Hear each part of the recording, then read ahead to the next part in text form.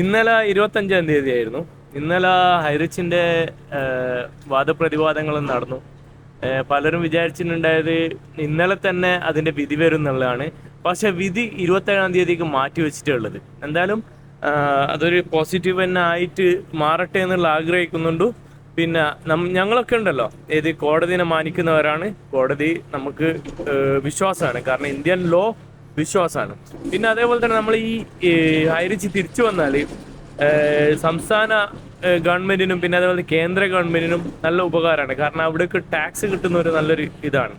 Tax കിട്ടിക്കഴിഞ്ഞാൽ എന്താണ്, ജനങ്ങൾക്ക്, നമ്മളെ സമൂഹത്തിന് അതൊരു ഉപകാരമാണ്. പിന്നെ രണ്ടാമത്തെ കാര്യം, പല കമ്പനികളും കസ്റ്റമർ ഇല്ലാതെ കഷ്ടപ്പെടുന്നുണ്ട്. അവർക്കൊരു ഗുണമാണ്. കാരണം അവരൊക്കെ ഈ ഹൈറിച്ചുമായിട്ട് ടൈപ്പ് ചെയ്തിട്ടുണ്ടെങ്കിൽ ഉള്ള ടൈപ്പ് ചെയ്ത കമ്പനിക്കാർക്ക് അവർക്ക് നല്ല റെഗുലർ കസ്റ്റമറായിട്ട് കിട്ടും. പിന്നെ മൂന്നാമത്തെന്ന് പറഞ്ഞാൽ വിദേശ കമ്പനികൾ നമ്മളെ നാട്ടിൽ വന്നിട്ട് ഒരുപാട് പൈസ കൊണ്ടുവന്നിട്ടുണ്ട്. അതൊക്കെ നമ്മളെ നാട്ടിലെ കമ്പനികൾക്ക് തന്നെ കിട്ടാനുള്ള സാധ്യതയുണ്ട്.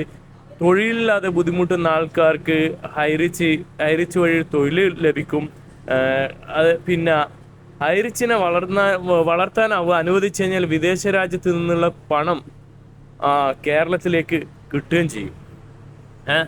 പക്ഷെ കുറച്ച് കാര്യങ്ങളും കൂടി ഹൈറിച്ചുകാർ ചെയ്യേണ്ടതുണ്ട്, അത് ശ്രദ്ധിക്കേണ്ടതുണ്ട്.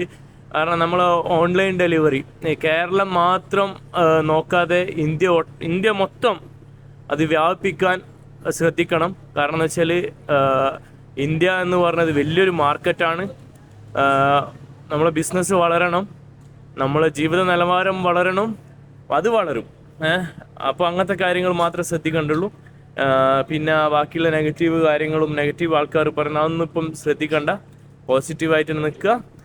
നമ്മളെ നാട്ടിൽ തന്നെ ആളുകൾക്ക് ജോലി കിട്ടട്ടെ, വരുമാനം ഉണ്ടാകട്ടെ, സന്തോഷത്തോടെ ജീവിക്കട്ടെ. ഹൈറിച്ച് തിരിച്ചു വരട്ടെ. ബൈ.